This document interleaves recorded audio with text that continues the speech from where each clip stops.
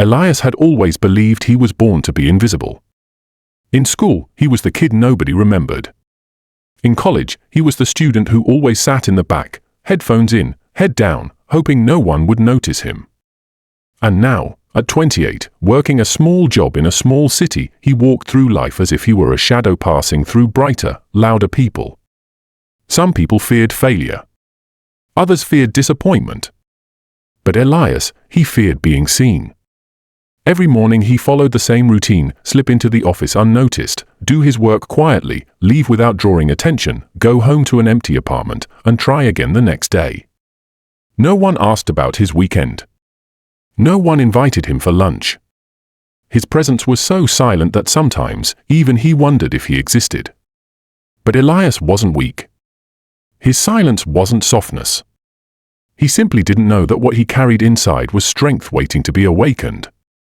Life has a way of testing the quiet ones, not with loud disasters, but with small difficulties that slowly shape the mind, one grain at a time. And for Elias, the change began on an ordinary Tuesday. That morning, as he entered the office building, he held the door open for an older woman struggling with a heavy box of documents. She looked up, surprised. "Oh. Thank you, young man. People rarely help anymore," she said with a smile that lit up her tired face. Elias nodded awkwardly. "It's nothing." "No," she replied gently, "it's something." It was such a simple moment. A passing interaction. But something about her words touched a part of him that had been asleep for years. "It's something." He kept hearing those words all day. They echoed in his mind during lunch, followed him into the evening, and stayed with him as he stared at his reflection in the bathroom mirror that night. Maybe he wasn't invisible. Maybe he had simply convinced himself he was. That tiny spark of validation, so small, so ordinary, felt like the world had finally turned its head toward him, even for a second. And once a person tastes being seen, even for a moment, something changes inside. A quiet flame begins to burn. The next day, he made a decision: he would face one small difficulty. Just one. He would speak during the morning meeting. His heart hammered against his ribs as he rehearsed the sentence he wanted to say. His palms were sweating. His throat was dry. For people who had spent their whole lives speaking freely, this would seem like nothing. But for Elias, it was Mount Everest. When his manager asked if anyone had updates, Elias took a breath so sharp it almost hurt. "Yes. I have something to suggest," he said softly. The room went quiet. Heads turned. For the first time in months, people actually looked at him. He shared a simple idea: how the team could reorganize a client's file system. Not a genius plan. Not a breakthrough. Just a small improvement. But when he was done, someone nodded. Another co-worker said, "That's actually useful." His manager replied, "Good thinking, Elias. Good thinking." He felt as though he'd been handed a piece of himself he didn't know he had lost. That night, he walked home a little taller. Life did not transform overnight. His difficulties didn't vanish. His doubts didn't dissolve completely. But he did something he had never done before: he started seeking discomfort on purpose. Every day, he faced one small difficulty. He asked a question during a meeting. He made eye contact with colleagues. He practiced saying no. He accepted feedback without sinking into shame. He went to a coffee shop and forced himself to order without whispering. Each act was tiny. Each one felt like a mountain. But mountains are climbed one step at a time. And every step strengthened his mind just a little more. As weeks passed, people at work no longer walked past him. They began greeting him, asking for his thoughts, inviting him into conversations. The world wasn't suddenly kinder, he was simply showing up differently. Small difficulties were chiseling him into someone he never believed he could be. One afternoon, his manager approached him unexpectedly. "Elias, I've noticed your ideas lately. We have a client project coming up, and I think you should lead a section of it." Elias froze. Lead? Him? Every insecurity he had ever carried rose like a storm inside him. The old voice whispered, "You're not ready. You're too quiet. People like you don't lead. Just stay invisible. It's safer." But another voice, the one that had awoken the day he held the door open, spoke softly but firmly. "You have survived being invisible. You can survive being seen."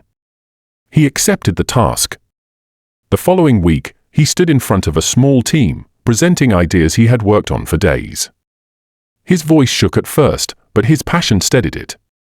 For the first time, he wasn't speaking to impress anyone. He was speaking because he believed in what he had created. And something extraordinary happened. People listened. Not out of politeness, but with genuine interest. The quiet kid no one noticed had become the person the room couldn't ignore. As months passed, new challenges came, deadlines, disagreements, failures, unexpected obstacles.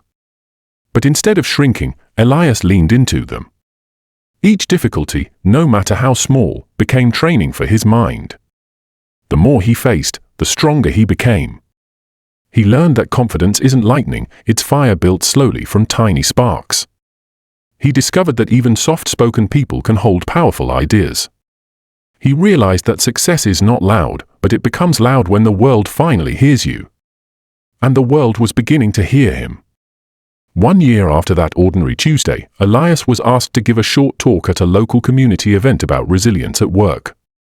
When he stepped on stage, the lights were bright, the crowd was large, and his heart raced. For a moment, he felt that old fear tug at him. Then he remembered the simple words that started everything. "It's something." He looked out at the audience and began. "I used to believe I was invisible," he said. "Not because people hated me, but because I never believed I was worth noticing. I walked through life quietly, hoping no one would ever look too closely. I thought being unnoticed was safer. But one small act of kindness, one sentence, made me realize that sometimes the world is waiting for us to show up. And once we do, even in small ways, our whole life can change." He spoke about facing small difficulties, about choosing discomfort over regret, about building strength one tiny moment at a time. His words were not dramatic or poetic, they were honest. And honesty reaches people deeper than volume ever can. When he finished, the audience applauded. Some even stood. Afterward, a young man approached him with tears in his eyes. "Your story, it felt like you were talking about me," he said. Elias smiled gently. "Maybe because I used to be you." Walking home that night, Elias realized something profound. He was no longer invisible. Not because the world had changed, but because he had changed the way he met the world. He didn't become louder, he became braver. He didn't become someone else, he became himself. And he didn't need to shout to be heard, he only needed to believe that his voice mattered. Every quiet person carries a story inside them. Every invisible soul carries a fire waiting to be sparked. And every small difficulty faced becomes a brick in the foundation of an unshakable mind. Elias strengthened his by starting small. By stepping into discomfort. By believing that tiny changes can lead to massive transformations. His journey proves one truth. You do not need to be loud to create loud success. You only need the courage to begin, one small act, one small step, one small difficulty at a time. And once your inner fire awakens, even the world cannot ignore your light.